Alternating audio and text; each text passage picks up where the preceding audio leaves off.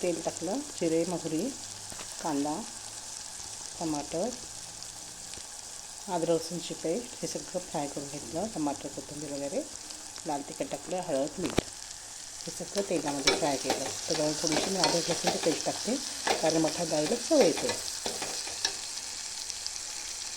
आणि कुकरमध्ये डाळ करते, एका शिट्टीमध्ये होते म्हणून मी काय केलं, कुकरमध्ये डाळ करते.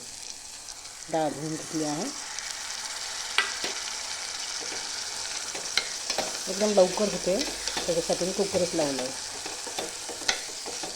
एका शिट्टीमध्ये आपली मटार डाळ तयार होऊन जाईल.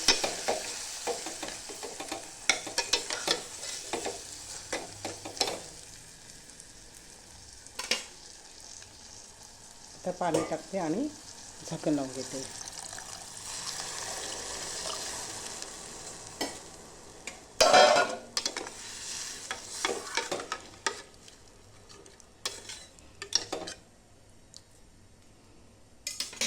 एकच शिट्टी होते, ते एका शिट्टीत डाळ आपली तयार होऊन जाईल. तयार.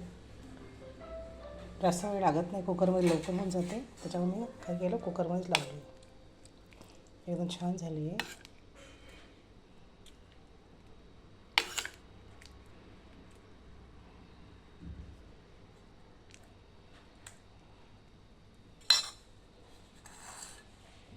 हे बघा, मटाची डाळ तयार. तुम्ही बी नक्की करून बघा. माझ्या चॅनल लाईक करा, सबस्क्राईब करा.